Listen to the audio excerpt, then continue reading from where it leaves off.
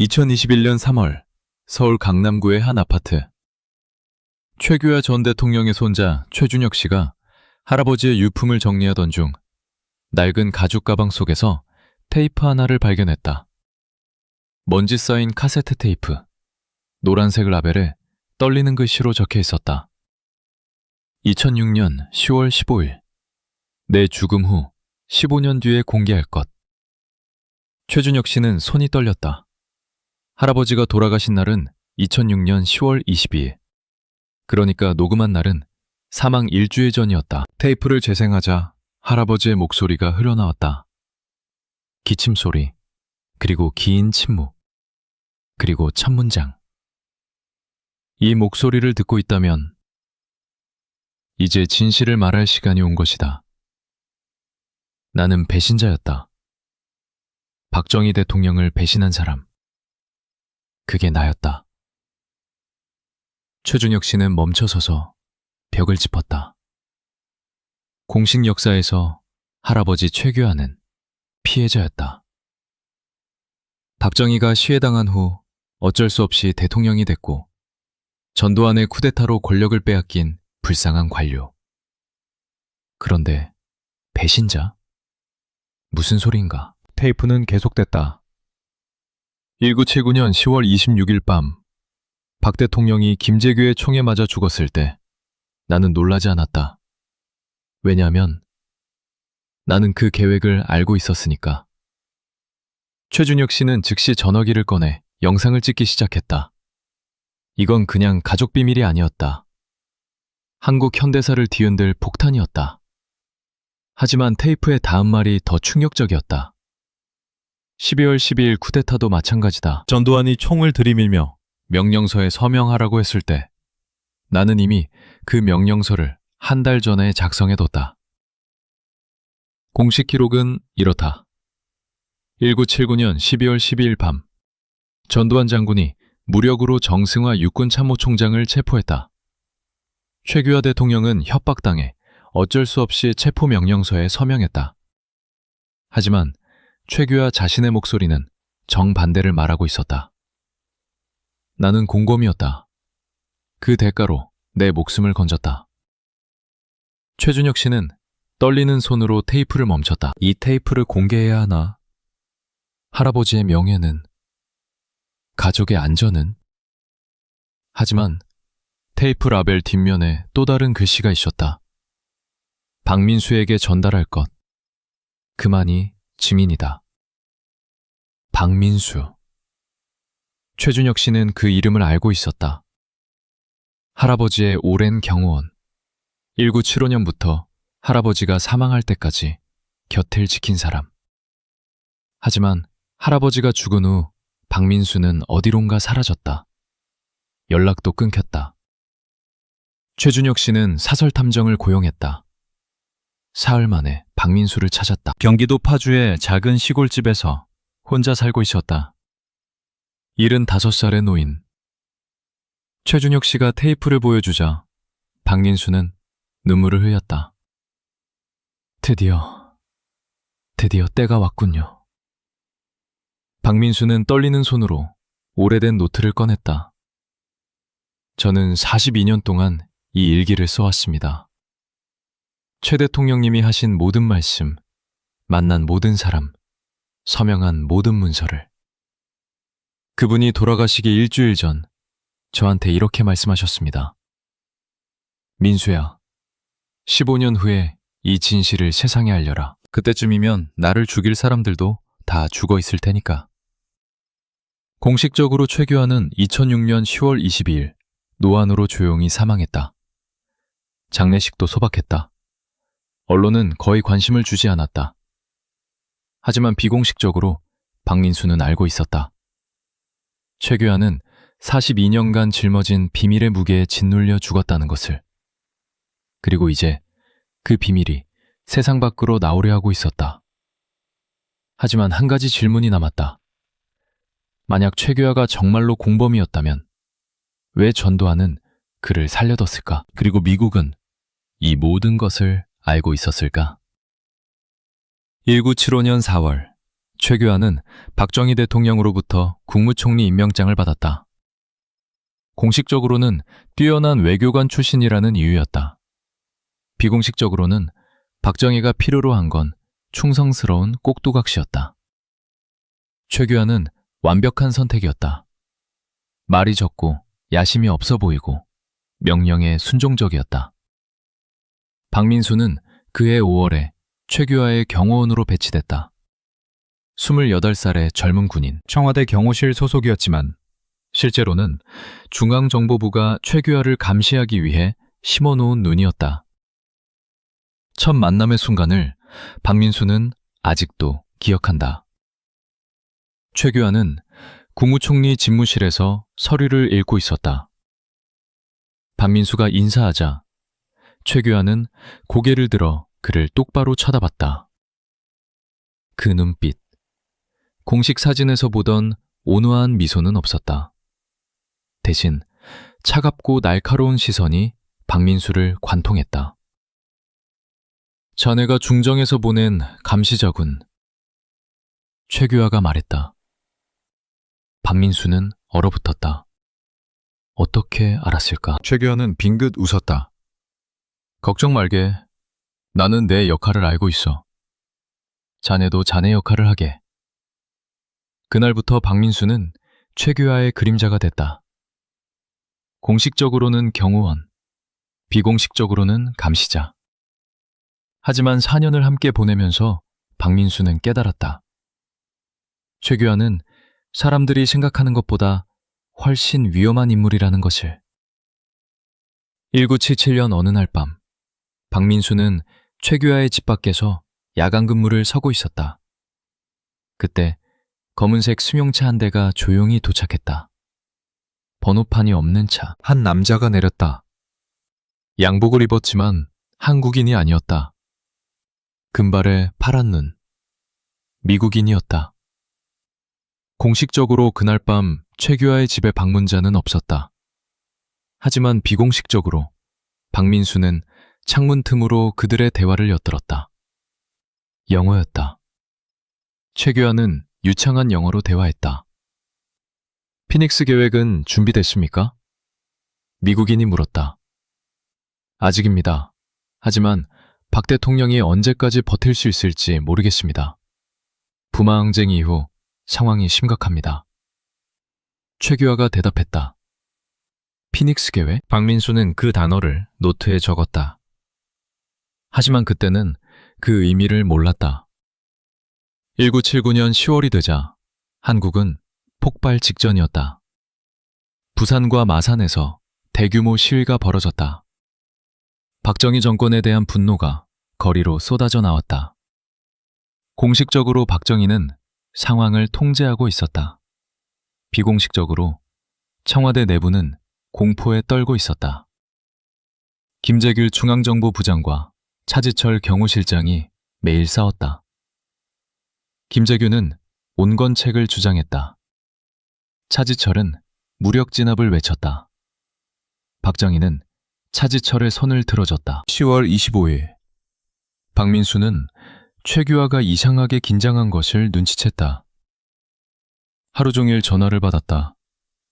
하지만 통화 내용은 비서들에게도 공개하지 않았다. 저녁이 되자 최규하는 집에 일찍 들어갔다. 박민수에게 말했다. 오늘 밤은 아무도 들이지 말게. 내가 직접 허락할 때까지. 26일 새벽 1시. 전화벨이 울렸다. 최규하는 잠옷 차림으로 나와 전화를 받았다. 박민수는 문 뒤에서 들었다. 그래, 알겠네. 예상대로군. 최규하의 목소리는 놀라지 않았다. 슬퍼하지도 않았다. 단지 피곤한 목소리였다. 전화를 끊고 최규하는 한참 동안 서 있었다. 그리고 중얼거렸다. 이제 시작이군. 무엇의 시작? 박민수는 다음날 아침 뉴스를 보고 알았다. 박정희 대통령이 김재규의 총에 맞아 사망했다. 공식적으로 이것은 충격적인 사건이었다. 비공식적으로 최규하는 이미 알고 있었다. 어떻게? 왜? 42년 후 페이프에서 최규하는 이렇게 말했다. 10월 26일 전화는 미국 대사관에서 걸려왔다. 암호명 피닉스. 박정희 제거 작전이 성공했다는 신호였다. 나는 그 계획의 일부였다. 박민수는 그날 밤을 떠올리며 손이 떨렸다. 자신이 모시던 사람이 대통령 암살 공모자였다는 것을. 그리고 더 무서운 건 그 다음에 무슨 일이 벌어질지 최규하는 이미 알고 있었다는 것이었다. 1979년 10월 27일 오전, 대한민국은 혼란에 빠졌다. 박정희가 죽었다. 18년간 절대 권력을 휘두르던 독재자가 단 한 발의 총에 쓰러졌다. 공식적으로 국가는 비상계엄령 하에 있었다. 비공식적으로 권력의 공백이 생겼고 모두가 그 자리를 노리고 있었다. 최규하는 국무총리 자격으로 대통령 권한대행이 됐다. 헌법에 따른 자동 승계였다. 하지만 박민수가 본 최규하는 권력을 손에 쥔 사람처럼 보이지 않았다. 오히려 올가미에 걸린 사람 같았다. 그날 오후 청와대 집무실에서 긴급 안보회의가 열렸다. 참석자들은 군 지휘부, 정보기관 수장들, 그리고 전두환, 국군 보안사령관. 공식적으로 전두환은 박정희 시해 사건 합동수사본부장으로 임명됐다. 비공식적으로 그는 이미 군부의 실권자였다. 박민수는 회의실 밖에서 경호를 섰다. 문틈으로 목소리가 들렸다. 카카, 지금 가장 중요한 건 안정입니다. 군이 움직여야 합니다. 전두환의 목소리였다. 날카롭고 자신만만했다. 하지만 계엄령은 이미 최규하가 말을 시작했다. 계엄령으로는 부족합니다. 김재규 배우를 찾아야 합니다. 그리고 전두환이 잠시 멈췄다. 혹시 정부 내부에 공모자가 있을지도 모릅니다. 침묵. 박민수는 심장이 쿵쾅거리는 소리를 들었다. 저건 위협이었다. 최규하를 향한 직접적인 위협. 회의가 끝나고 전두환이 나왔다. 최규하보다 10cm는 큰 키. 군인 특유의 당당한 걸음걸이. 박민수와 눈이 마주쳤다. 전두환은 미소 지었다. 하지만 그 미소는 눈까지 닿지 않았다. 경호원 양반, 당신 이름이 뭐지? 박민수입니다. 아, 박민수. 좋은 이름이야. 민수, 민쇼. 백성을 지킨다. 백성을 잘 지키려면 올바른 지도자를 모셔야 하는데. 전두환은 최규하의 집무실 문을 쳐다봤다. 당신 상관이 올바른 분인지 잘 지켜보게. 그날 밤 최규하는 박민수를 개인 집무실로 불렀다. 문을 잠그고 커튼을 쳤다. 민수 씨, 당신은 중정이 보낸 사람이지만 지금부터 내가 하는 말을 들어야 해. 최규하의 목소리는 떨리고 있었다. 나는 죽을지도 모르네. 박민수는 놀라서 최규하를 쳐다봤다. 카카, 무슨... 조용히 들어. 전두환은 나를 믿지 않아. 그는 내가 김재규와 한편이었다고 의심하고 있어. 아니, 어쩌면... 최규하는 눈을 감았다. 어쩌면 알고 있을지도 몰라. 공식적으로 최규와 아무 관계가 없었다. 비공식적으로 박민수는 1979년 여름 내내 김재규가 최규하의 집을 방문했던 것을 기억했다. 공식 기록에는 없는 만남들. 그들은 무엇을 이야기했을까? 카카, 김재규 부장과... 박민수가 조심스럽게 물었다. 최규하는 고개를 저었다. 김재규는 혼자 움직였네. 하지만 나는 그가 무엇을 계획하는지 눈치챘어. 그리고 막지 않았지. 침묵이 흘렀다. 시계 초침 소리만 들렸다. 왜 막지 않으셨습니까? 박민수가 물었다. 최규현은 창밖을 바라봤다. 서울의 밤. 계엄령으로 통행 금지된 텅 빈 거리. 왜냐하면 박정희는 끝이었네. 부마항쟁을 봤나? 국민들이 들고 일어났어. 만약 박정희가 계속 버텼다면 이 나라는 내전에 빠졌을 거야. 그래서 그는 멈췄다. 그래서 미국이 움직였네. 미국? 박민수는 숨이 막혔다.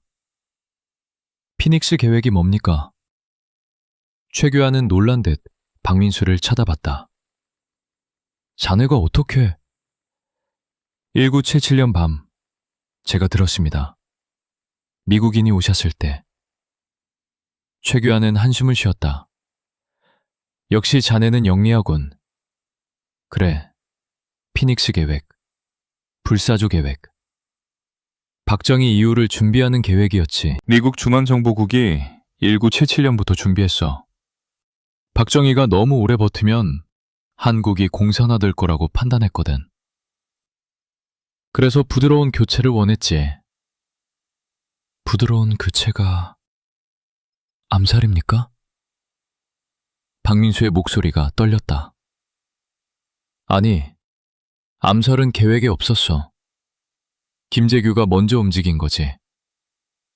하지만 미국은, 그리고 나는 그가 움직이도록 내버려뒀네. 최규현은 책상 서랍을 열었다. 낡은 서류 하나를 꺼냈다. 영어로 쓰여 있었다. 제목은 Operation Phoenix, Contingency Plan for Post-Park Transition. 미국 중앙정보국 문서였다. 이걸 나한테 준 건 주한 미국 대사관의 리처드 스티렐이었네. 1978년에. 그는 말했지. 최 총리, 당신이 다음 대통령이 될 겁니다. 우리가 보장합니다. 나는 웃었어. 말도 안 되는 소리라고 생각했지. 하지만 그는 서류를 테이블에 내려놨다. 1년 후 박정희가 죽었고 나는 대통령이 됐네. 박민수는 서류를 내려다봤다. 거기엔 날짜가 적혀 있었다. 1978년 9월 15일. 박정희가 죽기 1년 전. 미국은 1년 전부터 알고 있었다는 뜻인가? 하지만 각하, 지금 권력은 각하 손에 있지 않습니까? 박민수가 물었다. 최규하는 쓴웃음을 지었다. 권력? 나한텐 권력이 없네.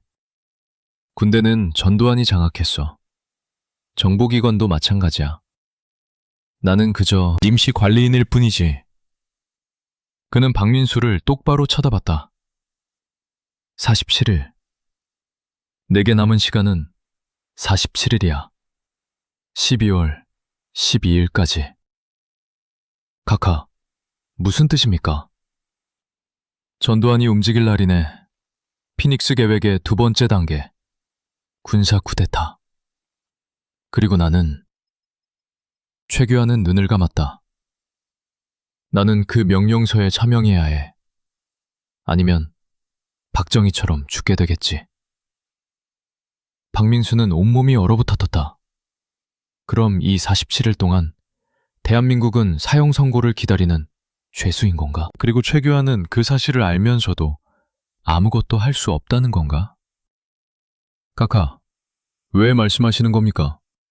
제가 중정 사람인데. 최규하는 고개를 저었다.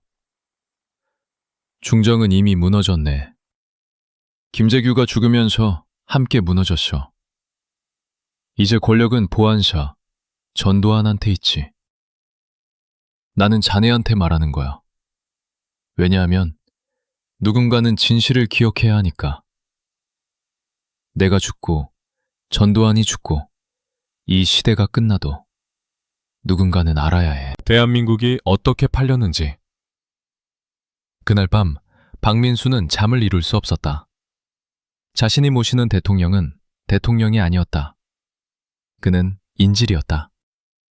그리고 47일 후 총성 없는 처형이 기다리고 있었다. 12월 6일, 최규하는 공식적으로 대한민국 제10대 대통령으로 선출됐다. 통일주체 국민회의에서 투표가 진행됐다. 결과는 2808대 0.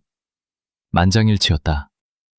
비공식적으로 이것은 선거가 아니라 임명식이었다. 투표하는 사람들은 이미 결과를 알고 있었다. 박민수는 취임식장 밖에서 경호를 섰다. 최규하는 선서를 했다. 나는 헌법을 준수하고 국가를 보위하며. 그의 목소리는 떨리지 않았다. 하지만 박민수는 알았다. 저 선서는 거짓이라는 것을. 취임식이 끝나고 청와대로 돌아오는 차 안에서 최규하는 한마디도 하지 않았다. 창밖만 바라봤다. 서울 거리는 계엄군으로 가득했다. 탱크가 주요 교차로마다 배치돼 있었다. 공식적으로 이것은 국가 안보를 위한 조치였다. 비공식적으로 이것은 전두환의 군대가 서울을 장악했다는 증거였다. 카카, 축하드립니다. 박민수가 조심스럽게 말했다. 최규하는 고개를 돌려 그를 쳐다봤다. 그의 눈에는 눈물이 맺혀 있었다. 축하? 이게 축하받을 일인가? 그는 쓴웃음을 지었다. 나는 방금 대한민국 역사상 가장 무력한 대통령이 됐네. 그날 밤 청와대에서 첫 강요회의가 열렸다. 참석자들은 모두 박정희 시절의 인물들이었다. 아무도 바뀌지 않았다. 유일하게 달라진 건 전두환의 존재감이었다. 그는 국군 보안사령관이라는 직함으로 참석했지만 회의장에서 가장 큰 목소리를 냈다. 카카, 김재규 배후 조사가 진행 중입니다. 하지만 우려스러운 점이 있습니다. 전두환이 서류를 펼쳤다. 정부 내부에 친북 세력이 침투했을 가능성이 있습니다. 특히 정보기관과. 그는 잠시 멈추고 최규하를 쳐다봤다. 청와대 일부 참모진도 의심됩니다. 침묵이 흘렀다. 모두가 알았다. 저것은 수사가 아니라 숙청의 시작이라는 것을. 최규하는 눈을 감았다. 전사령관, 증거가 있는가? 곧 확보하겠습니다, 카카. 전두환은 미소 지었다. 카카께서만 믿어주신다면. 회의가 끝나고 강요들이 나갔다. 전두환만 남았다. 그는 최규하에게 다가와 목소리를 낮췄다. 카카, 사실 오늘 드릴 말씀이 있습니다. 사적으로. 최규하는 고개를 끄덕였다. 박민수를 제외한 모든 사람이 나갔다. 민수 씨도 나가야 하지 않나? 전두환이 박민수를 쳐다봤다. 그는 내 경호원이네. 내 목숨을 지키는 사람인데 무슨 비밀이 있겠나? 최규하가 대답했다. 전두환은 잠시 박민수를 뚫어지게 쳐다보다가 고개를 끄덕였다. 좋습니다. 어차피 곧 다 알게 될 일이니까. 그는 가방에서 서류 한 장을 꺼냈다. 미국 대사관 공문이었다. 카카, 미국이 우리를 지지합니다. 우리? 최규하의 목소리가 날카로워졌다. 나를 말하는 건가? 아니면 자네를? 전두환은 웃었다. 카카, 솔직해집시다. 우리 둘 다 알고 있지 않습니까? 피닉스 계획, 박정희 제거 후 권력 이양. 카카는 1단계였습니다. 하지만 진짜 권력은. 그는 자기 가슴을 가리켰다. 군대이십니다. 그리고 미국도 그걸 압니다. 최규하는 주먹을 쥐었다. 하지만 아무 말도 하지 못했다. 전두환은 계속했다. 각하는 훌륭한 관료입니다. 하지만 군인이 아닙니다. 지금 한국에 필요한 건 강한 지도자입니다. 각하께서 그 역할을 하시거나. 그는 잠시 멈췄다. 아니면 제게 맡기시거나. 협박인가? 최규하가 물었다. 아닙니다. 전두환은 고개를 저었다. 제안입니다. 각하께서 협조해 주신다면 저는 각하의 안전을 보장합니다. 가족도, 재산도, 명예도. 하지만 만약... 그는 말을 끝내지 않았다. 하지만 의미는 분명했다. 박민수는 벽에 붙어 서서 주먹을 쥐었다. 저건 대통령과 장군의 대화가 아니었다. 인질범과 인질의 대화였다. 전두환이 나간 후 최규하는 한참 동안 의자에 앉아 있었다. 민수 씨. 예, 각하. 내가 거부하면 어떻게 될까? 죽으실 겁니다, 각하. 최규하는 웃었다. 슬픈 웃음이었다. 그렇겠지. 박정희처럼. 아니, 어쩌면 더 조용하게. 심장마비로 발표되겠지. 그는 책상 서랍을 열고 약병을 꺼냈다. 심장약이었다. 이것도 믿을 수 없네. 어쩌면 이미 독이 들어있을지도. 박민수는 숨이 막혔다. 각하, 그럼 어떻게 하시겠습니까? 최규하는 창밖을 바라봤다. 47일이라고 했지. 12월 12일까지. 그날까지 살아남아야 해. 그리고 그는 눈을 감았다. 그리고 서명해야겠지. 내 손으로 대한민국 민주주의를 죽이는 서명을. 12월 7일, 최규하는 전국 순회를 시작했다. 공식적으로 이것은 국민과의 소통이었다. 비공식적으로 이것은 도망이었다. 청와대를 벗어나면 전두환의 감시에서 조금이라도 자유로울 수 있었다. 부산, 대구, 광주. 그는 도시마다 연설했다. 국민 여러분, 우리는 어려운 시기를 지나고 있습니다. 하지만 민주주의는 계속될 것입니다. 거짓말이었다. 그 자신이 가장 잘 알고 있었다. 민주주의는 이미 죽었다는 것을. 광주에서 박민수는 이상한 장면을 목격했다. 연설이 끝나고 한 대학생이 최규하에게 다가왔다. 각하, 계엄령을 해제해 주십시오. 우리는 자유가 필요합니다. 최규하는 그 학생을 오래 쳐다봤다. 그리고 조용히 말했다. 미안하네. 나는 할 수 없네. 학생은 눈물을 흘렸다. 각하께서 대통령 아니십니까? 왜 할 수 없습니까? 최규하는 대답하지 못했다. 경호원들이 학생을 끌어냈다. 박민수는 그날 밤 최규하의 방 앞에서 소리를 들었다. 울음소리였다. 대통령이 울고 있었다. 47일의 카운트다운이 계속됐다. 그리고 12월 12일이 다가오고 있었다. 12월 10일 저녁. 청와대는 이상하리만치 조용했다. 공식적으로 이날은 평범한 수요일이었다. 하지만 비공식적으로 박민수는 느낄 수 있었다.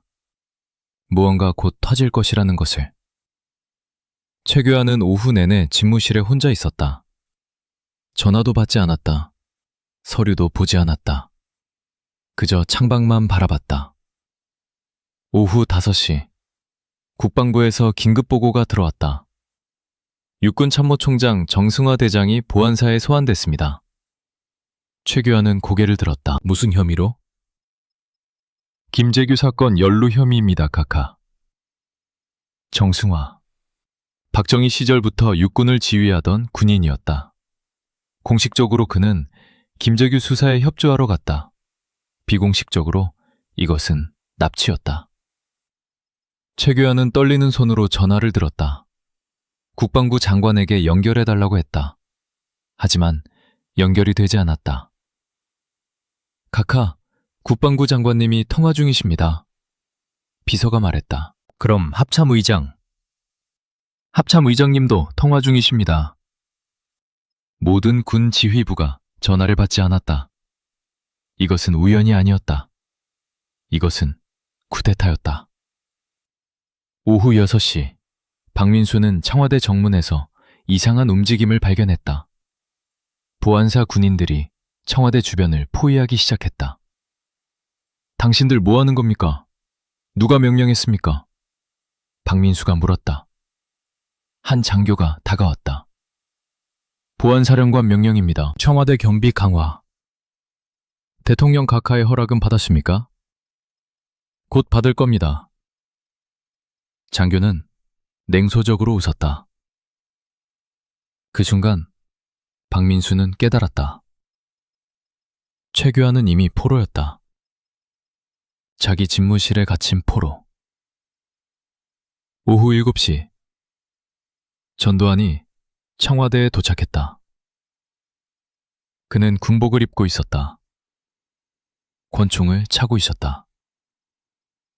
공식적으로 이것은 긴급보고를 위한 방문이었다. 비공식적으로 이것은 최후 통첩이었다. 박민수는 집무실 밖에 섰다. 안에서 대화 소리가 들렸다. 각하, 정승환은 김재규와 공모했습니다. 증거가 있습니다. 전두환의 목소리였다. 무슨 증거? 최규하가 물었다. 그건 나중에 보고 드리겠습니다. 지금은 각하의 결단이 필요합니다.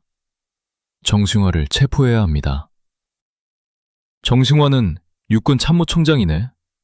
대통령 허락 없이 장성을 체포할 수 없어.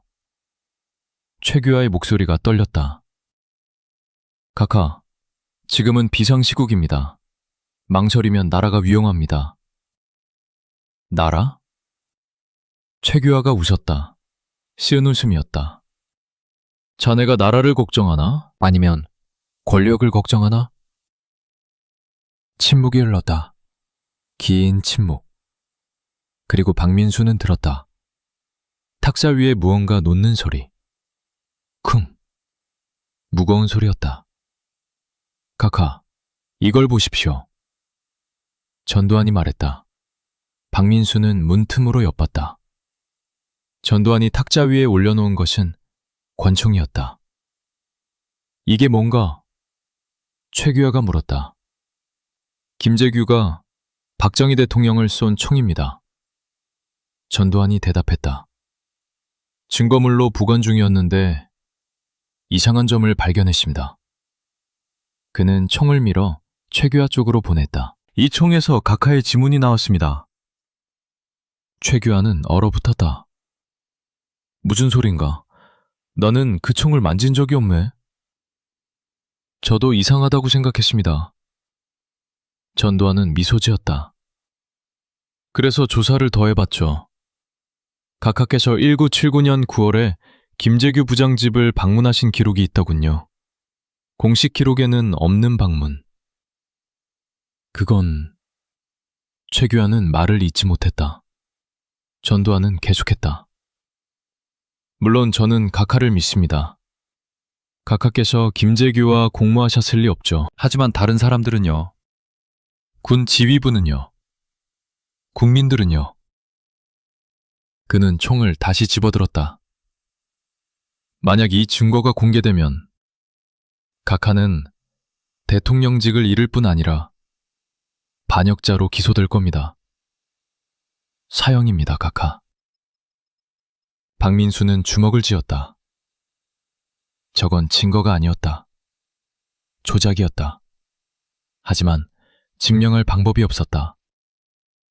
최규하는 한참 동안 침묵했다. 그리고 조용히 물었다. 자네가 원하는 게 뭔가? 간단합니다, 각하. 정승화 체포 명령서에 서명하십시오. 그러면 이 증거는 영원히 사라질 겁니다. 전두환이 서류를 꺼냈다. 미리 준비한 서류였다. 각하께서 서명하시면 모든 게 조용히 해결됩니다. 각하는 계속 대통령이시고 저는 그저 충성스러운 군인으로 남죠. 최규하는 서류를 내려다봤다. 만약 거부하면? 카카, 제발 저를 곤란하게 만들지 마십시오. 전두환의 목소리가 차가워졌다. 밤 8시, 최규하는 펜을 들었다. 그의 손은 떨렸다. 박민수는 문 밖에서 그 소리를 들었다. 사각, 펜이 종이 위를 긁는 소리. 최규하는 자기 이름을 썼다. 최규하. 3글자. 그 3글자로 대한민국의 민주주의가 죽었다. 서명이 끝나고 전두환이 나왔다. 그는 박민수를 보고 웃었다. 민수 씨, 오늘 밤을 기억하게. 역사가 바뀌는 밤이야. 그는 서류를 들고 유유히 걸어갔다. 박민수는 집무실로 들어갔다. 최규하는 책상에 엎드려 울고 있었다. 카카, 나가게. 최규하가 말했다. 제발, 나가게. 박민수는 나왔다. 복도는 텅 비어 있었다. 멀리서 군화 소리가 들렸다. 보안사 군인들이 청와대를 장악하고 있었다.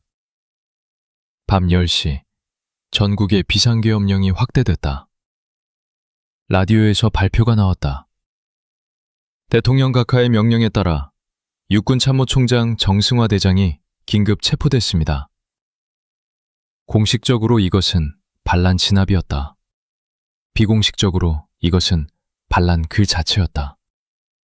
그리고 최규하는 그 반란에 서명한 사람이 됐다. 1980년 5월, 최규하는 여전히 대한민국 대통령이었다. 하지만 실권은 전혀 없었다. 12월 12일 쿠데타 이후 모든 것이 달라졌다. 공식적으로 최규하는 국정을 이끌었다. 비공식적으로 전두환이 모든 결정을 내렸다. 최규하는 그저 서명하는 기계였다. 5월 17일 저녁, 박민수는 비상 상황을 감지했다. 청와대로 군 트럭들이 속속 들어왔다. 완전 무장한 계엄군이었다. 무슨 일입니까? 박민수가 물었다. 광주에서 폭동이 일어났습니다. 한 장교가 대답했다. 진압 명령이 내려졌습니다. 광주, 전라남도의 도시. 박민수는 며칠 전부터 뉴스에서 봤다. 광주 시민들이 거리로 나왔다. 계엄령 해제를 요구했다. 전두환의 퇴진을 외쳤다. 공식적으로 이것은 불순분자들의 선동이었다. 비공식적으로 이것은 민주주의를 향한 절규였다. 하지만 정부는 민주주의가 아니라 총을 선택했다. 밤 9시, 최규하는 긴급 안보회의에 소집됐다. 전두환이 주재했다. 대통령이 아니라 보안사령관이 회의를 이끌었다. 카카, 광주 상황이 심각합니다. 폭도들이 무기고를 털었습니다. 지금 진압하지 않으면 내전이 됩니다. 내전? 최규하가 물었다. 국민들이 자유를 외치는 게 내전인가? 카카, 저들은 무장했습니다. 경찰을 공격했습니다. 이건 폭동입니다. 전두환이 지도를 펼쳤다. 공수부대를 투입해야 합니다. 강력하게. 최규하는 지도를 내려다봤다. 광주, 인구 70만의 도시. 그곳에 군대를 보낸다는 것은 얼마나 많은 사람이 죽을까? 최규하가 조용히 물었다. 회의실이 조용해졌다. 전두환은 최규하를 똑바로 쳐다봤다. 그건 그들이 선택할 일입니다, 카카. 무기를 내려놓으면 아무도 죽지 않습니다. 하지만 내려놓지 않으면? 그럼... 전두환은 잠시 멈췄다. 필요한 조치를 취할 겁니다. 필요한 조치. 그 단어 뒤의 숨은 의미를 모두가 알았다. 학살. 최규하는 눈을 감았다. 나는 반대하네. 카카, 지금은 감정으로 결정할 때가 아닙니다. 전두환의 목소리가 날카로워졌다. 각하께서 결단하지 못하시면 저희가 할 수밖에 없습니다. 군 통수권자로서 책임을 지십시오. 군 통수권자. 최규하는 웃고 싶었다. 자신이 군 통수권자? 군대는 전두환이 장악했는데 5월 18일 새벽 공수부대가 광주에 투입됐다. 공식적으로 이것은 계엄 집행이었다. 비공식적으로 이것은 학살의 시작이었다. 박민수는 청와대 상황실에 있었다. 무전기에서 보고가 들어왔다. 1번 지역 진압 완료. 사상자 발생. 2번 지역 저항 심화. 발포 허가 요청. 3번 지역 시민들이 탱크로. 무전이 끊겼다. 최규하는 상황실 구석에 앉아 있었다. 얼굴은 창백했다. 손은 떨렸다. 하지만 아무 말도 하지 못했다. 전두환이 명령을 내렸다. 발포 허가, 강력 진압.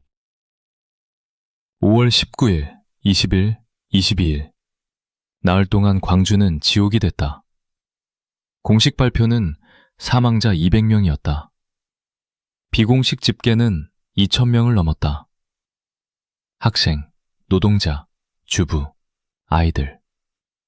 총알은 구별하지 않았다. 박민수는 그 나흘 동안 최규하를 계속 지켜봤다. 최규하는 밥을 먹지 않았다. 잠을 자지 않았다.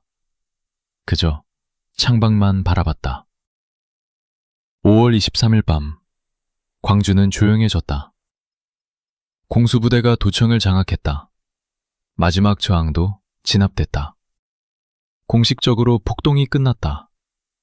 비공식적으로 민주주의가 죽었다. 그날 밤 박민수는 최규하의 집무실 문을 열었다. 허락도 받지 않고 들어갔다. 최규하는 바닥에 앉아 있었다. 손에는 소주병이 있었다. 카카. 민수씨. 최규하가 고개를 들었다. 그의 눈은 충혈돼 있었다. 내가 그들을 죽였네. 카카, 그건 발포 명령에 내가 서명했어. 공수부대 투입 명령도. 모든 게 내 이름으로 나갔지. 최규하는 울었다. 2,000명. 2,000명이 내 손에 피야.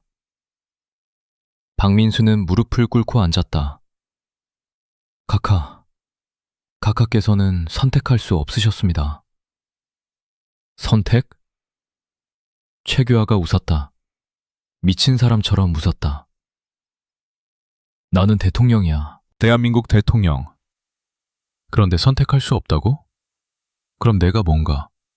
꼭두각시? 살인기계? 그는 소주병을 벽에 내던졌다. 병이 깨지며 술이 사방에 튀었다.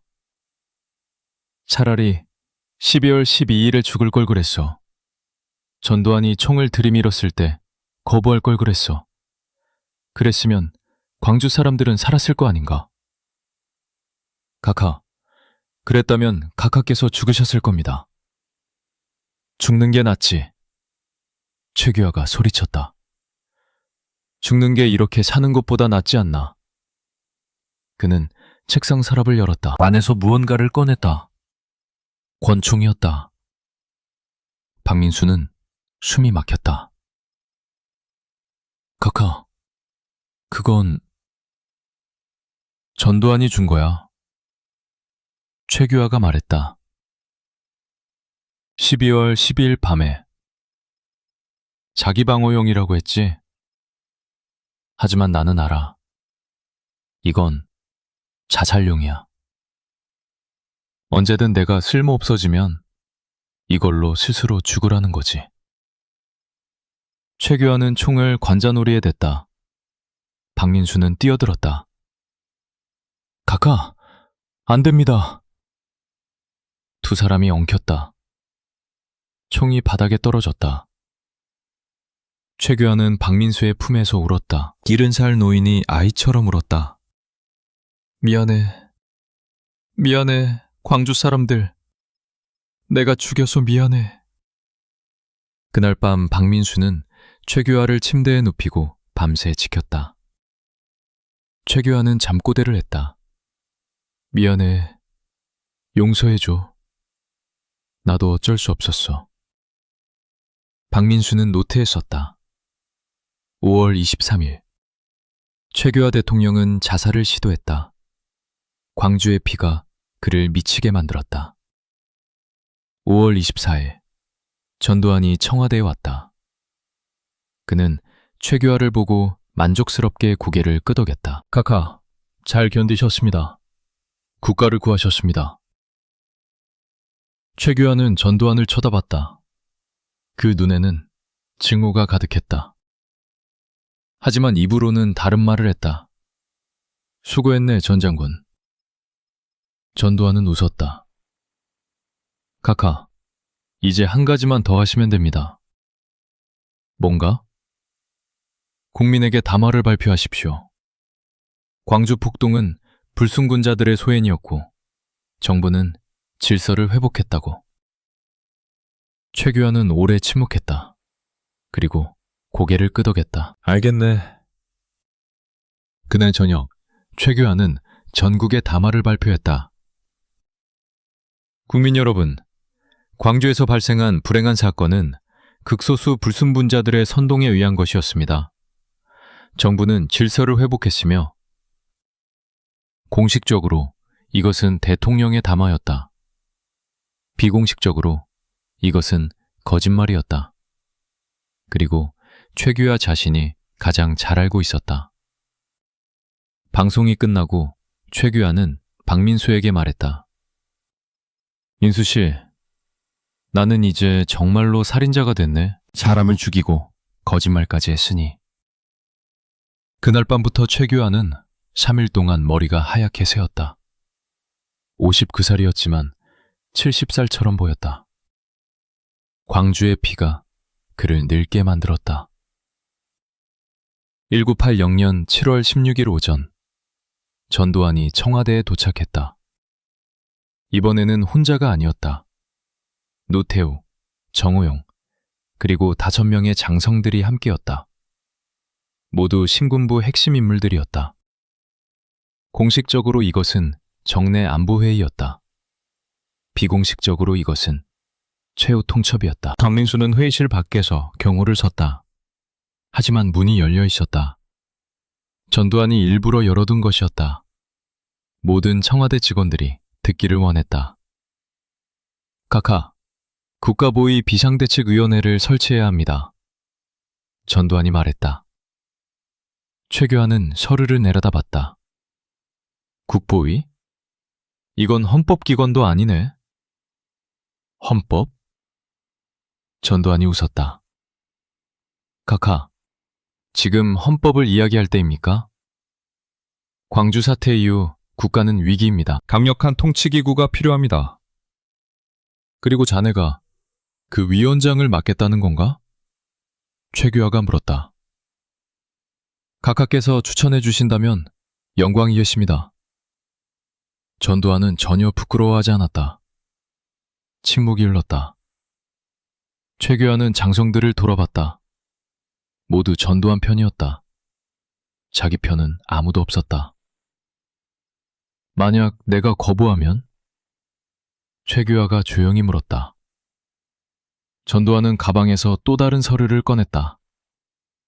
카카, 이걸 보십시오. 최규하는 서류를 받아들었다. 그리고 얼굴이 하얗게 질렸다. 박민수는 회의실 안을 엿봤다. 최규하의 손이 떨리고 있었다. 이게 어디서? 각하께서 1979년 9월 15일 김재규 부장과 만나신 녹음입니다. 전두환이 말했다.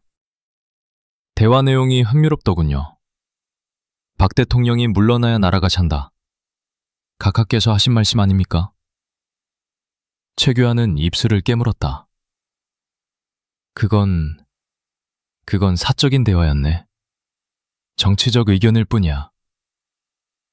물론입니다. 전두환은 고개를 끄덕였다. 하지만 검찰은 다르게 해석할 수 있습니다. 대통령 시해 공모, 최소 무기징역, 어쩌면 사형입니다. 그는 서류를 다시 집어들었다. 물론 저는 각하를 보호하고 싶습니다. 하지만 그러려면 협조가 필요하다는 거지. 최규하가 쓴웃음을 지었다. 그렇습니다, 각하. 전두환은 미소 지었다. 국보위 설치에 서명하십시오. 그러면 이 녹음은 사라집니다. 각하의 명예도 지켜집니다. 최규하는 오래 침묵했다. 그리고 펜을 들었다. 하지만 쓰기 직전에 멈췄다. 전 장군. 예, 각하. 자네는 나를 죽이지 않을 건가? 밥정이처럼. 전두환은 놀란 듯 눈을 크게 떴다. 각하, 무슨 말씀을... 솔직히 말하게. 최규하가 전두환을 똑바로 쳐다봤다. 내가 쓸모없어지면 죽일 거 아닌가? 심장마비로 발표하겠지? 아니면 교통사고? 전두환은 웃음을 멈췄다. 그의 눈이 차갑게 변했다. 각하, 저를 오해하십니다. 저는 충성스러운 군인입니다. 충성? 최규하가 웃었다. 12월 12일은 충성이었나? 광주는 충성이었나? 전두환은 자리에서 일어났다. 천천히 최규하에게 다가갔다. 그리고 귓가에 속삭였다. 당민수는 들리지 않았지만 최규하의 얼굴을 봤다. 핏기가 완전히 빠졌다. 전두환이 뭐라고 말했을까? 회의가 끝나고 전두환 일행이 나갔다. 최규하는 한참 동안 움직이지 않았다. 박민수가 들어갔다. 각하, 괜찮으십니까? 최규하는 고개를 들었다. 민수 씨, 매 가족 사진 있나? 박민수는 책상 서랍에서 액자를 꺼냈다. 최규하의 아내와 두 딸이 찍힌 사진이었다. 최규하는 사진을 오래 바라봤다. 전두환이 뭐라고 했는지 아나? 각하의 따님들 참 예쁩니다. 특히 둘째 따님. 올해 23이죠. 결혼 정년기인데. 최규하의 목소리가 떨렸다. 그리고 이렇게 말했어. 혹시라도 각하 가족에게 불행한 일이 생기면 안 되겠죠? 요즘 세상이 위험하니까요. 박민수는 주먹을 쥐었다. 저건 협박이지. 최규하가 말했다. 내 목숨만이 아니라 가족 목숨까지 벽리다는 거야.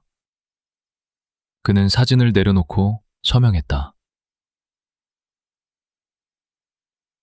국가보위 비상대책위원회 설치안. 그 서명으로 전두환은 합법적으로 국가 최고 권력자가 됐다. 공식적으로 최규하는 여전히 대통령이었다. 비공식적으로 그는 이미 유령이었다. 7월 20일, 국고위가 공식 출범했다. 전두환이 상임위원장에 취임했다. 취임식에서 전두환은 말했다. 우리는 최규하 대통령 각하를 보필하여 국가를 재건하겠습니다.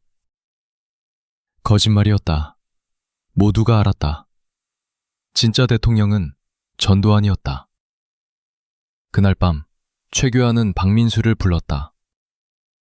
민수 씨, 내 가족을 보호해 줄 수 있나? 각하, 제가 어떻게... 부탁하네. 최규하는 무릎을 꿇었다. 대통령이 경호원 앞에서 무릎을 꿇었다. 내 목숨은 상관없네. 하지만 내 아내와 딸들은... 제발. 박민수는 울컥했다. 각하, 일어나십시오. 제가 지키겠습니다. 최규하는 일어나서 책상 서랍을 열었다. 두꺼운 봉투를 꺼냈다. 이건 내 비상금이네. 500만 원. 혹시라도 내가 죽으면 이걸 내 아내에게 전해주게. 그리고 그는 또 다른 봉투를 꺼냈다. 이건 내가 지난 1년 동안 기록한 일기야. 12월 12일부터 광주까지. 모든 진실이 여기 있네. 박민수는 봉투를 받았다. 카카, 이걸 왜 제게... 자네만 믿을 수 있으니까. 최규하가 말했다. 언젠가 아주 오랜 후에 이 진실이 세상에 나와야 해. 내가 얼마나 비겁한 인간이었는지, 얼마나 많은 사람을 죽였는지 후세 사람들은 알아야 해.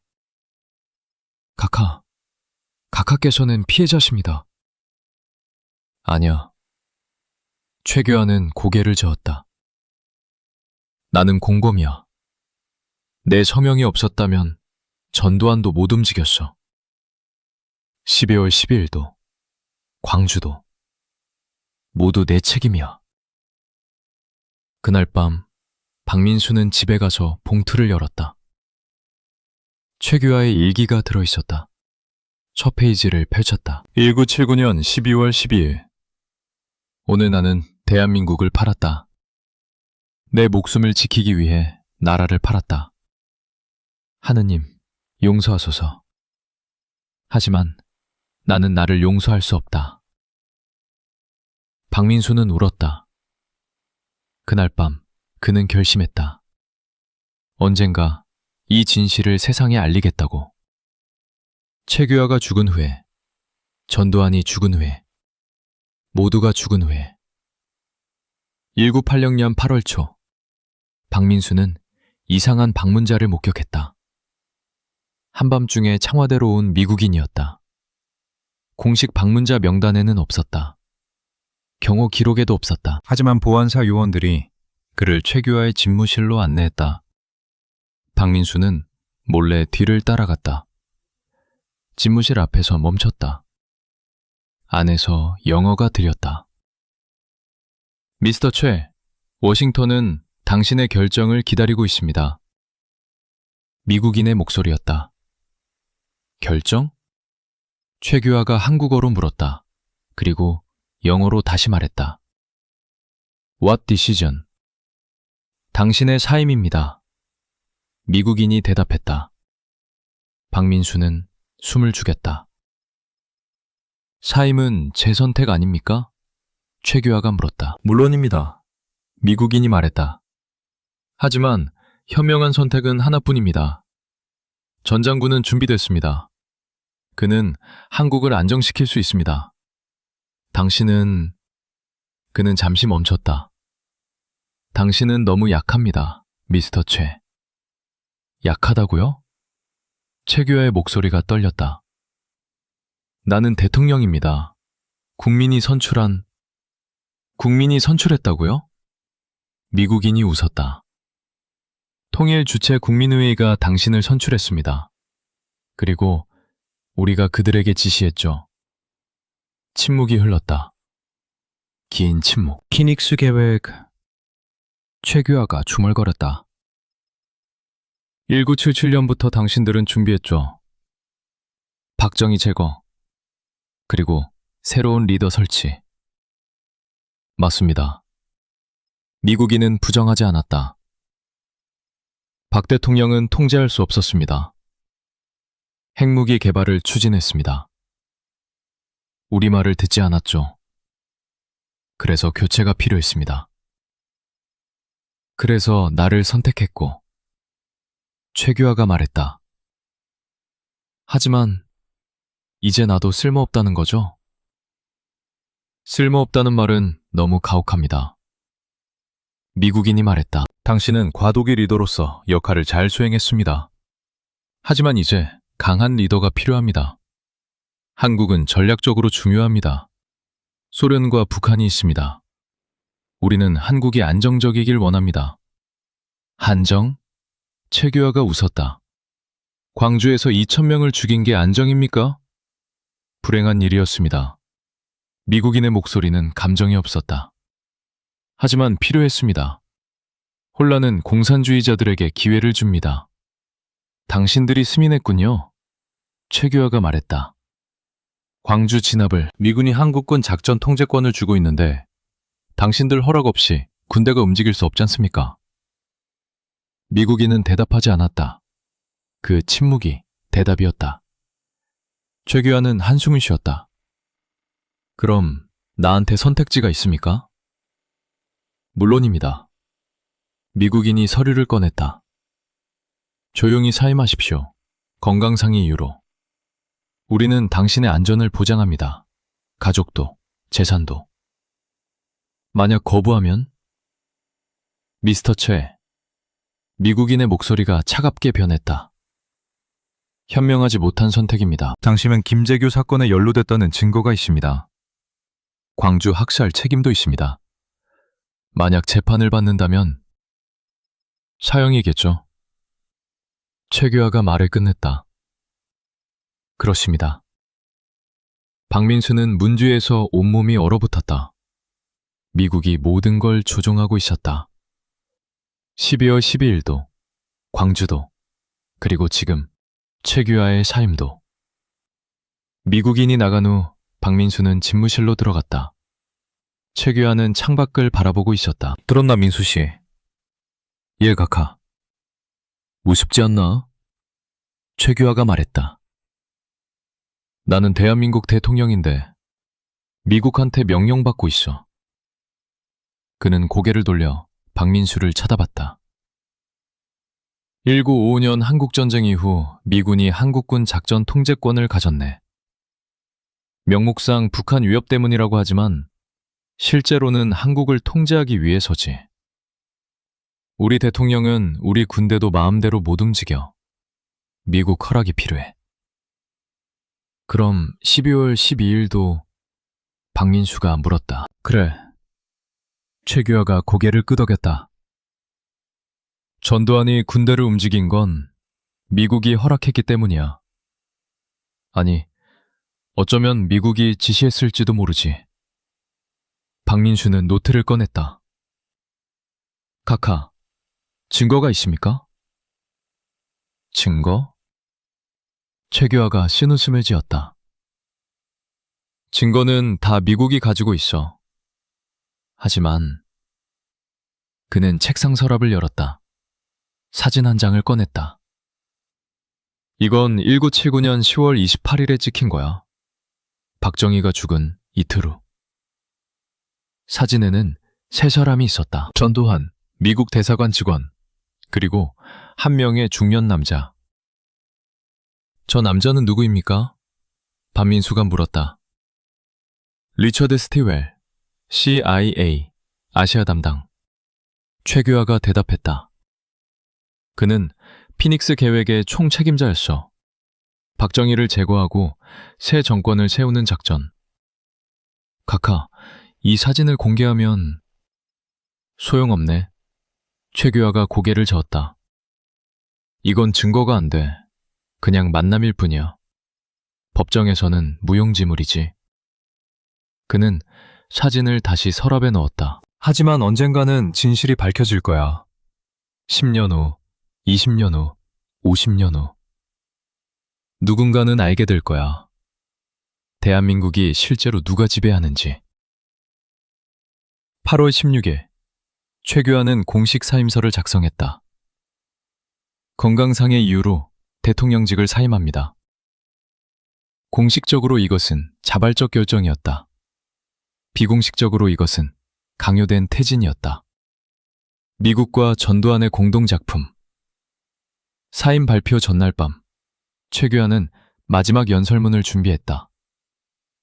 국민 여러분께 죄송합니다. 저는 대통령으로서 제 책임을 다하지 못했습니다. 그는 펜을 멈췄다. 아니, 이것도 거짓말이군. 그는 종이를 찢고 새로 썼다. 국민 여러분, 진실을 말씀드리겠습니다. 저는 꼭두각시였습니다. 미국과 전두환의 꼭두각시. 12월 12일 쿠데타는 제가 승인한 게 아닙니다. 감효당했습니다. 광주 학살도 제가 원한 게 아닙니다. 협박당했습니다. 하지만 그는 이 연설문을 읽을 수 없다는 건 알았다. 읽는 순간 죽을 것이기 때문에. 그는 연설문을 불태웠다. 제가 됐다. 진실도 제가 됐다. 8월 16일 오전, 최규하는 청와대를 떠났다. 공식적으로 명예로운 퇴임이었다. 비공식적으로 쫓겨난 것이었다. 그는 서울 성북구의 작은 집으로 이사했다. 보안사 요원들이 사방을 감시했다. 공식적으로 경호였다. 비공식적으로 감금이었다. 박민수도 함께 따라갔다. 민수 씨, 자네는 안 가도 되네.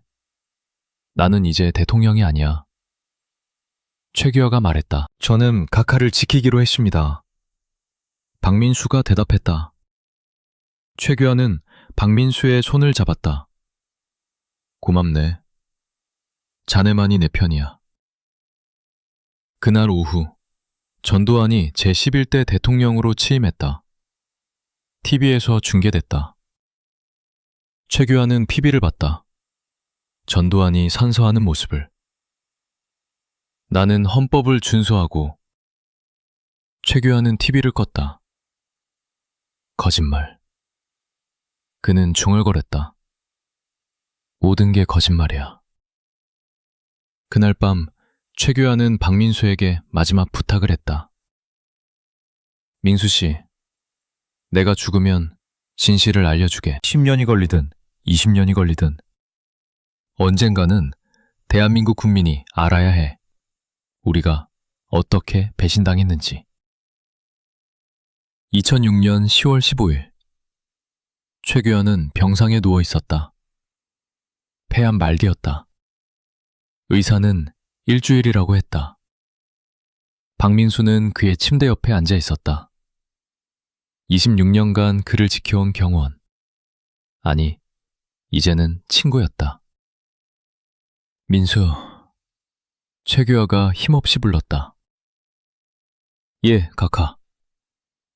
테이프 준비했나? 예. 박민수는 낡은 녹음기를 꺼냈다. 최규하는 기침을 했다. 피가 섞인 가래가 나왔다. 이제 말해야겠네. 26년간 침묵했으니 이제는. 박민수는 녹음 버튼을 눌렀다. 최규하는 눈을 감고 말하기 시작했다. 이 목소리를 듣고 있다면 나는 이미 죽었을 것이다. 최규하. 대한민국 제10대 대통령. 재임 기간 1979년 12월 6일부터 1980년 8월 16일까지 253일. 그 짧은 시간 동안 나는 대한민국 역사상 가장 무력한 대통령이었다. 아니, 대통령이 아니었다. 나는 전두환의 꼭두각시였다. 미국의 앞잡이였다. 그리고 광주 학살의 공범이었다. 그는 기침을 했다. 박민수는 물을 건넸다. 최규하는 물을 마시고 계속했다. 1979년 10월 26일, 박정희 대통령이 김재규의 총에 맞아 죽었다. 공식적으로 이것은 우발적 사건이었다. 하지만 진실은 나는 알고 있었다. 아니, 예상하고 있었다. 1977년부터 미국은 박정희를 제거할 계획을 세웠다. 암호명 피닉스. 불사조 계획. 박정희가 핵무기를 개발하려 했기 때문이다. 미국은 그걸 용납할 수 없었다. 그래서 새로운 리더가 필요했다.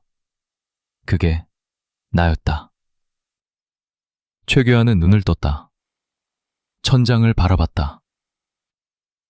미국 CIA 요원 리처드 스테로웰이 나를 선택했다.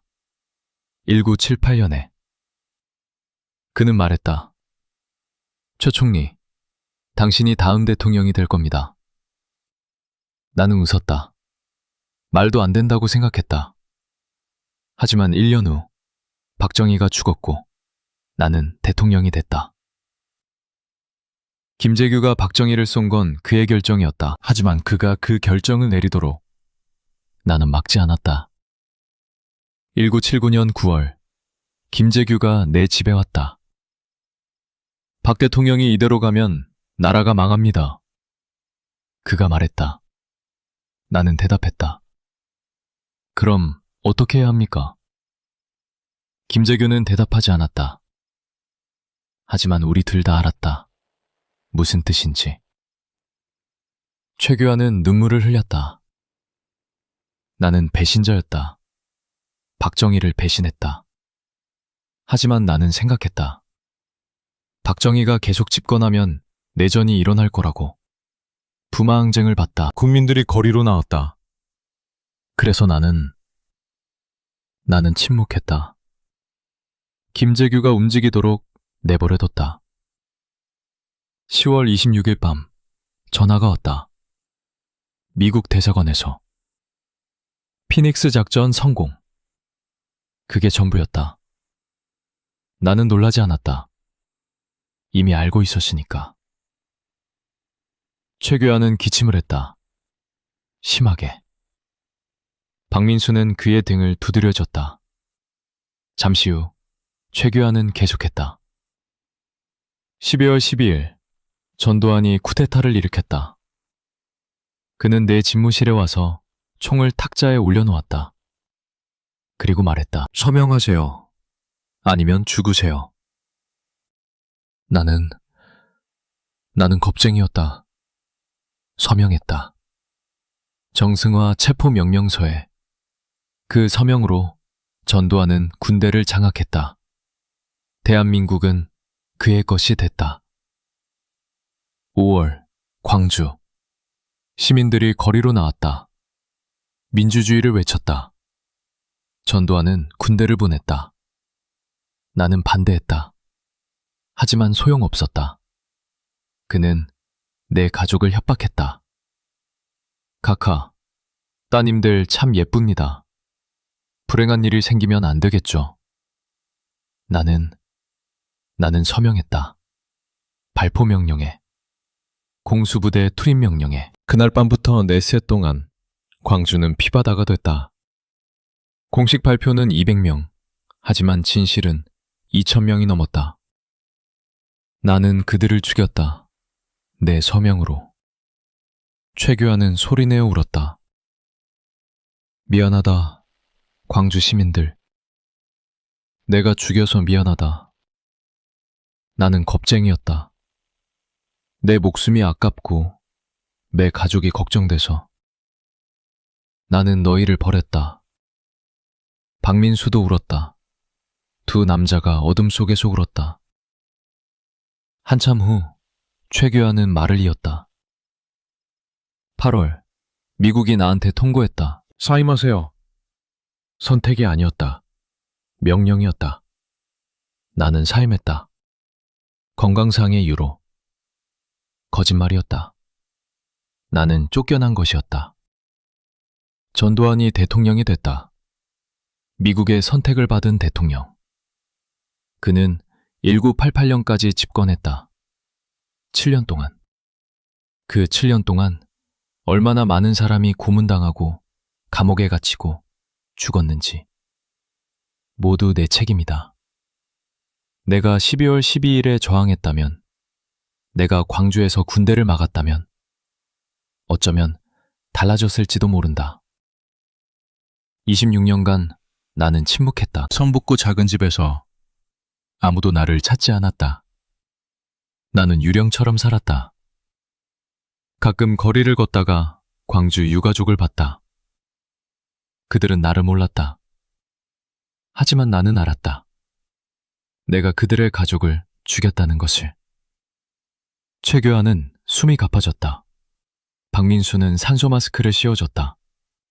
잠시 후 최규하는 마스크를 벗고 마지막 말을 했다. 국민 여러분, 미안합니다. 나는 대통령이 아니었습니다. 꼭두각시였습니다. 하지만 그것도 변명입니다. 나는 선택할 수 있었습니다. 죽음을 선택할 수 있었습니다. 하지만 나는 비겁하게 살았습니다. 이 증언을 15년 후에 공개해 주십시오. 왜 15년? 그때쯤이면 전두환도 나를 협박한 사람들도 모두 죽거나 늙어서 권력이 없을 겁니다. 그때 진실을 공개하십시오. 그리고 국민들에게 말해 주십시오. 1979년 12월 12일. 그날 밤은 쿠데타였다고. 최규하는 피해자가 아니라 공범이었다고. 광주는 학살이었다고. 그리고 이 모든 것 뒤에 미국이 있었다고. 최규하는 눈을 감았다. 민수 씨, 고맙네. 자네만이 내 친구였어. 녹음이 끝났다. 최규하는 잠들었다. 깊은 잠이었다. 일주일 후 2006년 10월 22일 최규하는 숨을 거뒀다.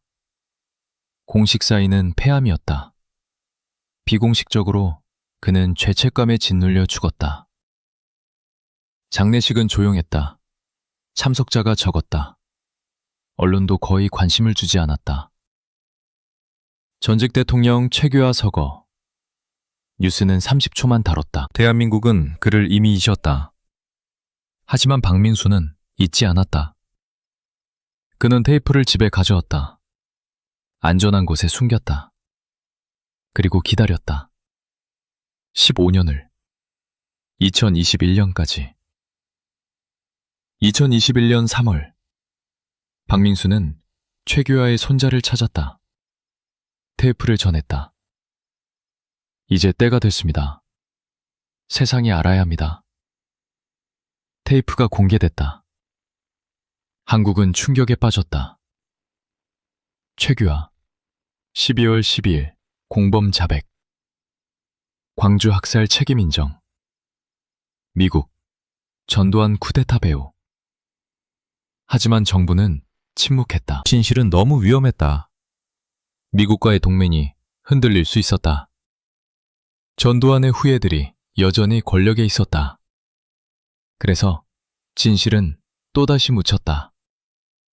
테이프는 공개됐지만 공식 역사는 바뀌지 않았다. 2021년 4월 15일 박민수는 서울 시내 한 카페에서 기자를 만났다. 젊은 여기자였다. 이름은 김소영. 탐사보도 전문이었다. 그녀는 최규하의 테이프를 듣고 박민수를 찾아왔다. 박민수 선생님, 증거가 더 있습니까? 김소영이 물었다. 박민수는 낡은 가방을 열었다. 안에서 두꺼운 노트를 꺼냈다. 이게 뭡니까? 제 일기입니다. 1975년부터 2006년까지 31년간 최규하 각하 곁에서 본 모든 것을 기록했습니다. 김소영은 노트를 펼쳤다. 첫 페이지를 읽었다. 1975년 5월 21일. 오늘 최규하 국무총리의 경호원으로 배치됐다. 그는 조용한 사람이다. 하지만 눈빛이 뭔가 숨기고 있는 것 같다. 김소영은 페이지를 넘겼다. 1977년 11월 3일. 오늘 밤 미국인이 왔다. 피닉스 계획이라는 단어를 들었다. 무슨 뜻일까? 또 넘겼다. 1979년 10월 26일. 박정희 대통령 서거. 하지만 최 총리는 놀라지 않았다. 마치 알고 있었던 것처럼. 김소영은 노트를 내려놓았다. 이건 폭탄입니다. 알고 있습니다. 박민수가 말했다. 그래서 제가 공개하는 겁니다. 김소영은 노트를 넘기다가 한 페이지에서 멈췄다. 1979년 12월 12일. 오늘 밤 대한민국이 죽었다. 최규하 각하는 전두환의 총 앞에서 무릎 꿇었다. 나는 문 밖에서 들었다. 각하가 우는 소리를, 펜이 종이를 긁는 소리를.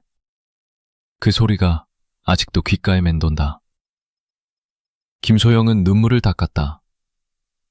그리고 이건 뭡니까? 그녀는 다른 페이지를 가리켰다. 1980년 5월 21일, 광주에서 총소리가 들린다고 한다. 라디오에서. 최각하는 사흘째 밥을 먹지 않고 있다. 오늘 아침 각하가 거울을 보더니 말했다. 나는 살인자야. 나는 대답할 수 없었다. 그 말이 맞으니까. 박민수는 커피를 한 모금 마셨다. 손이 떨렸다. 김 기자님, 이 모토를 공개하면 많은 사람이 위험해집니다. 누가요? 나, 당신, 그리고 진실을 알려는 모든 사람. 박민수가 대답했다. 12월 12일의 주역들은 대부분 살아있습니다. 전두환은 2021년 11월에 죽었지만 그의 부하들은 여전히 권력의 중심에 있습니다. 노태우의 사람들, 정호용의 후예들. 그들은 이 진실이 나오는 걸 원하지 않습니다. 왜요? 왜냐하면 박민수는 목소리를 낮췄다. 이 진실은 대한민국의 정통성을 흔들기 때문입니다. 만약 12월 12일이 쿠데타였다면 전두환 정권은 불법입니다. 그리고 그 정권이 만든 헌법도, 법률도 모든 게 불법입니다. 김소영은 숨을 들이켰다. 그럼 지금 대한민국은 불법 정권의 후예입니다. 박민수가 말을 끝냈다. 물론 공식적으로는 아닙니다. 1987년 민주화 이후 합법 정권이 됐으니까요. 하지만 역사적으로는 단절이 있었습니다.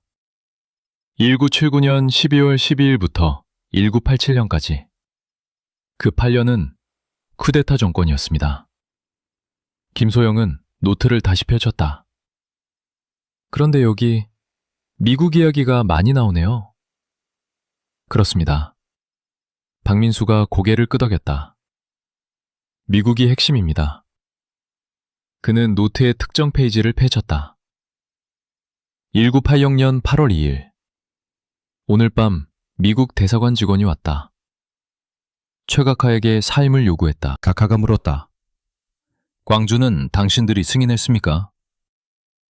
미국인은 대답하지 않았다. 하지만 침묵이 대답이었다. 김소영은 펜을 꺼냈다. 그럼 광주 학살도 미국이... 작전 통제권. 박민수가 말했다. 1955년 한국전쟁 이후 주한미군이 한국군 작전 통제권을 가지고 있습니다. 한국 대통령도 미군 허락 없이 군대를 마음대로 못 움직입니다. 그런데 어떻게 전두환이 광주에 공수부대를 보냈겠습니까? 미군이 허락했다는 뜻입니다. 증거가 있습니까? 공식 문서는 없습니다. 미국이 공개하지 않으니까요. 박민수가 한숨을 쉬었다. 하지만 정황 증거는 충분합니다. 12월 12일 쿠데타 때도 마찬가지입니다. 전두환이 서울에 탱크를 끌고 왔습니다. 주한미군 코앞에서. 만약 미국이 반대했다면 막을 수 있었습니다. 하지만 막지 않았습니다. 왜? 미국이 원했기 때문입니다. 김소영은 받아 적었다. 그럼 피닉스 계획은? CIA 작전입니다. 박민수가 사진을 꺼냈다. 낡은 흑백 사진. 이게 뭡니까? 1979년 10월 28일. 박정희 사망 이틀 후. 전두환과 리처드 스틸웰이 만난 사진입니다. 스틸웰은 CIA 아시아 담당이었습니다. 김소영은 사진을 자세히 봤다. 어디서 구하셨습니까? 최규하 각하가 주셨습니다. 각하가 죽기 일주일 전에. 박민수의 목소리가 떨렸다. 각하가 말씀하셨습니다. 이 사진을 공개하게 세상이 알아야 해. 대한민국이 누구 손에 있는지. 김소영은 사진을 찍었다. 이 사진을 기사에 실어도 됩니까? 그래서 드리는 겁니다. 박민수가 대답했다. 하지만 조심하십시오. 이 사진이 공개되면 미국은 부인할 겁니다. 그리고 당신을 공격할 겁니다. 4월 21일 김소영의 기사가 나갔다. 12월 12일 쿠데타, 미국 개입 정황 포착. 부제는 최규하 경호원 31년 일기 공개, 광주도 미군 승인하에 였다. 기사는 폭발적 반응을 일으켰다. 공식적으로 한국 정부는 검증되지 않은 주장이라고 발표했다. 미국 대사관은 역사 왜곡이라고 반박했다. 하지만 비공식적으로 많은 사람들이 믿었다. 왜냐하면 너무 구체적이었기 때문이다. 날짜, 장소, 인물, 대화 내용 모두 박민수의 일기에 있었다. 4월 23일 박민수의 집에 불이 났다. 공식 발표는 전기합선이었다. 하지만 소방관은 박민수에게 귓속말했다. 방화입니다. 석유 냄새가 납니다. 박민수는 그날 밤 집을 떠났다. 다행히 노트와 테이프는 은행 금고에 맡겨뒀다. 5월 1일 박민수는 또 다른 기자회견을 열었다. 이번에는 외신 기자들 앞에서였다. 저는 31년간 최규하 대통령의 곁을 지킨 박민수입니다. 오늘 여러분께 증언하겠습니다. 1979년 12월 12일은 쿠데타였습니다. 최규하 대통령은 협박당했습니다. 광주 학살은 미군의 승인하에 일어났습니다. 그리고 이 모든 것은 미국 CIA의 피닉스 계획의 일부였습니다. 질문이 쏟아졌다.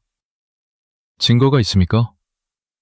네, 제 일기, 최규하 대통령의 테이프, 사진, 그리고 문서들이 있습니다. 왜 지금 공개합니까? 최규하 각하의 유언이었습니다. 15년 후에 공개하라고. 그때쯤이면 관련자들이 모두 죽거나 권력을 잃을 거라고. 위험하지 않습니까? 위험합니다. 박민수가 대답했다. 이미 제 집이 불탔습니다. 어쩌면 저도 곧 죽을지 모릅니다. 하지만 상관없습니다. 진실은 죽지 않으니까요. 기자회견이 끝나고 박민수는 사라졌다. 공식적으로 그는 안전한 곳으로 피신했다. 비공식적으로 아무도 그의 행방을 모른다. 5월 15일 박민수의 마지막 메시지가 김소영 기자에게 도착했다. 이메일이었다. 김 기자님, 저는 지금 안전한 곳에 있습니다. 하지만 오래 버티지 못할 것 같습니다. 제 뒤를 밟는 사람들이 있습니다. 만약 제게 무슨 일이 생기면 은행 금고를 확인하십시오. 비밀번호는 메시지가 거기서 끊겼다. 김소영은 즉시 경찰에 신고했다. 하지만 경찰은 증거 불충분으로 수사를 거부했다. 5월 21일 한 어부가 인천 앞바다에서 시신을 발견했다. 신원 확인 결과 박민수였다. 공식 사인은 익사였다. 하지만 부검 결과 머리에 둔기에 맞은 흔적이 있었다. 김소영은 장례식에 참석했다. 참석자는 적었다. 가족도 친구도 거의 없었다.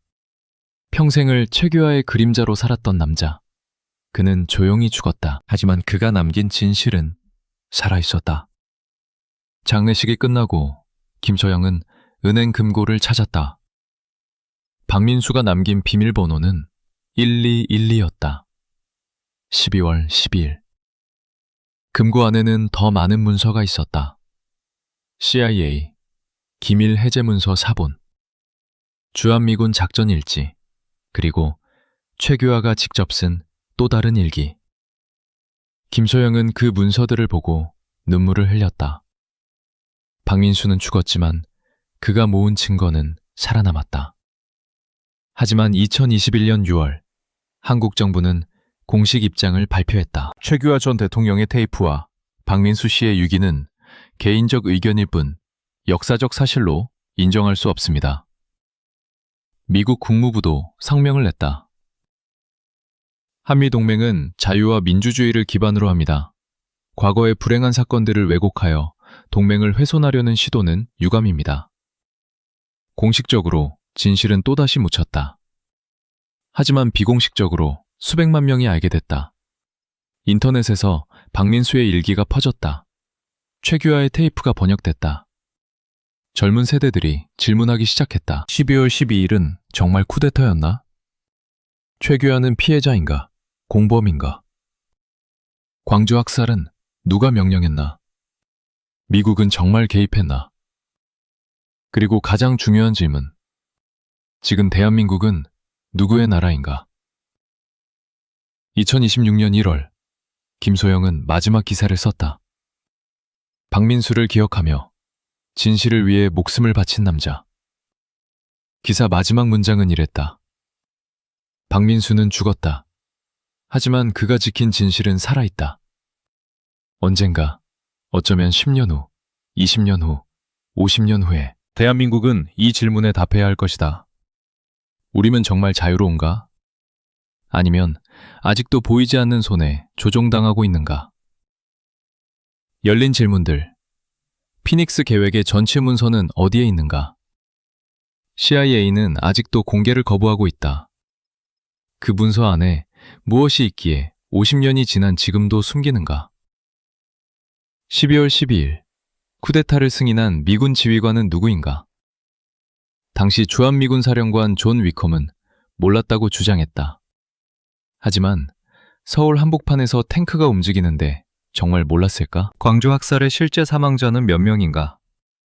공식 집계는 200명. 하지만 실종자를 포함하면 2,000명이 넘는다는 증언이 있다. 나머지 시신은 어디에 묻혔나? 최규하와 김재규의 1979년 9월 대화 녹음은 정말 존재하는가? 전두환이 협박용으로 사용했다고 하지만 그 녹음은 공적이 없다. 진짜였을까? 아니면 조작이었을까? 박민수를 죽인 사람은 누구인가? 그의 죽음은 익사로 발표됐지만 머리의 상처는 설명되지 않았다. 경찰은 수사를 종결했다.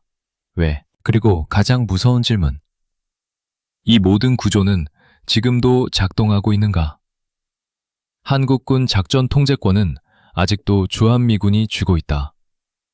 피닉스 계획이 끝난 게 아니라 계속되고 있는 건 아닐까? 마지막 문장. 2026년 겨울, 박민수의 무덤 앞에 누군가 꽃을 놓고 갔다. 흰 국화 한 다발, 그리고 쪽지 하나. 거기에는 최규하의 마지막 말이 적혀 있었다. 진실을 말한 자는 죽는다. 하지만 진실 자체는 죽지 않는다. 언젠가 이 나라는 깨어날 것이다. 그날까지 잠들지 마라.